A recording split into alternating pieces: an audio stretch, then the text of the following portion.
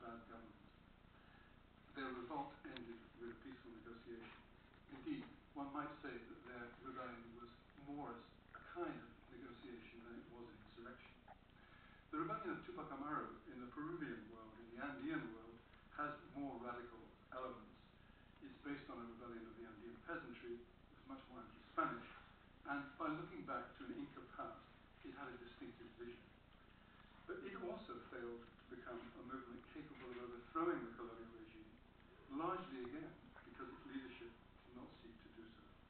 So the first point that I'd like to make is that Spain, at the time of the American Revolution, Spain's American territories were less susceptible to radical political change than were Britain's colonies. Did this change after the American Revolution, and particularly after the French Revolution in 1789? Do these revolutions provide models for political change that appeal to Spanish Americans? Well, some Spanish statesmen certainly feared that the example of the American Revolution would induce Spain's colonial subjects to think of independence.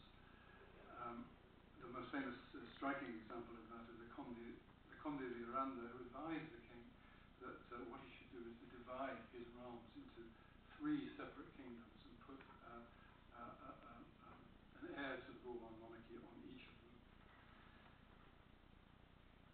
Fears of revolutionary contagion sharpened considerably after 1789. The Spanish governments tried to create a kind of cordon sanitaire around Spain to stop the French revolutionary influences entering Spain, and it also put its American officials on high alert in America.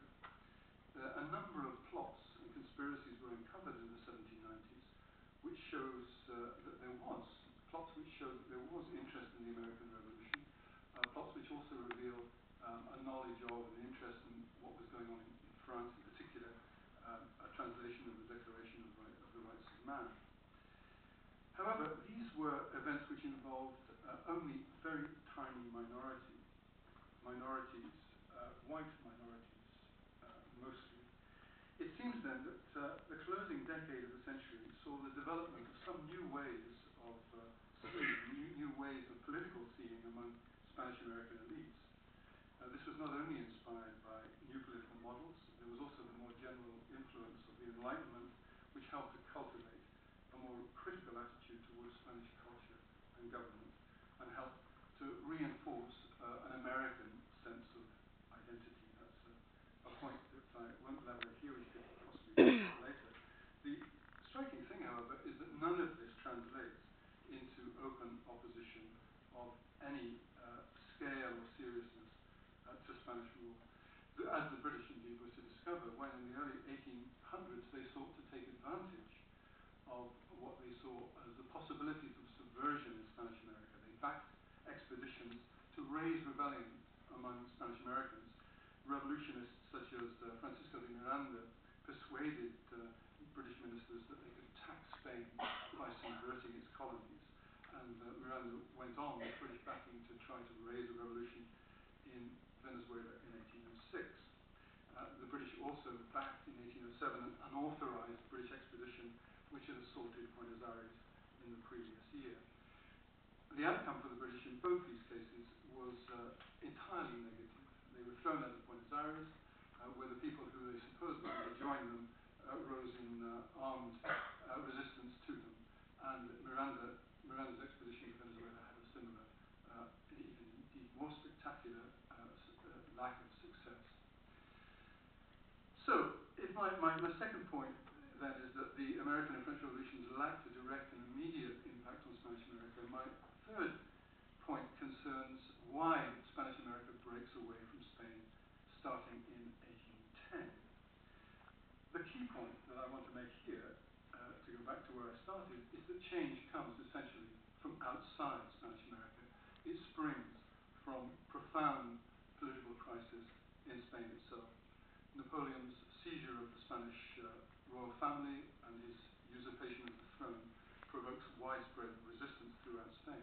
In many towns and cities, juntas were set up to organize resistance to the French. And to legitimate themselves, these juntas claimed that they represented the sovereign people. The political theory that they drew upon was not the theory of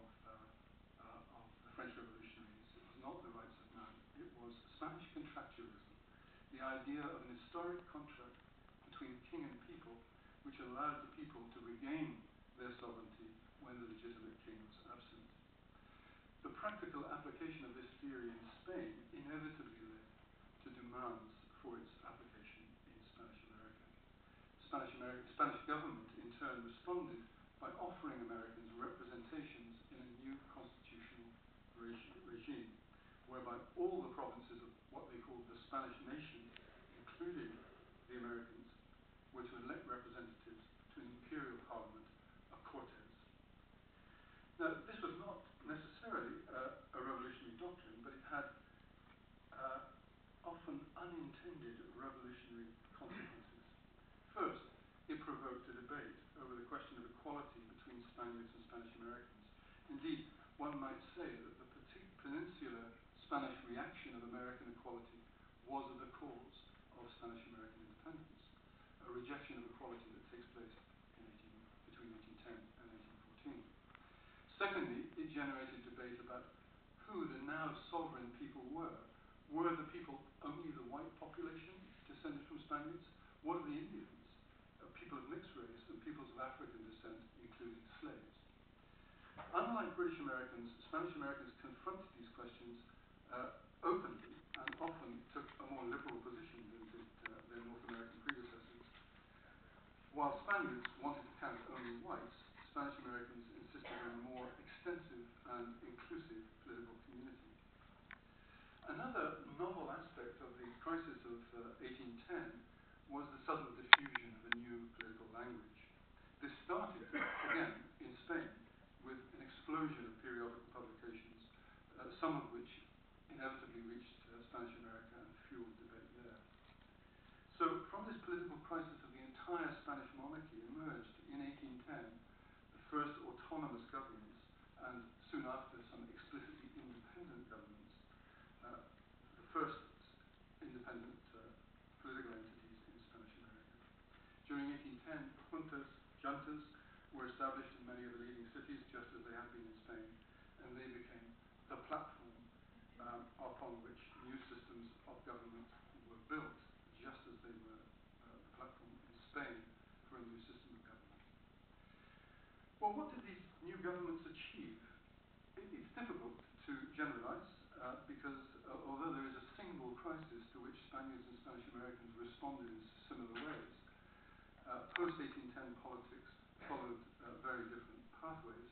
Some areas remained loyal to Spain, Peru and Mexico, the two old viceroyalties, the oldest viceroyalties in America, remained loyal to Spain, though in the case of Mexico, in the teeth of a great popular insurrection and insurgency. Most other regions break away.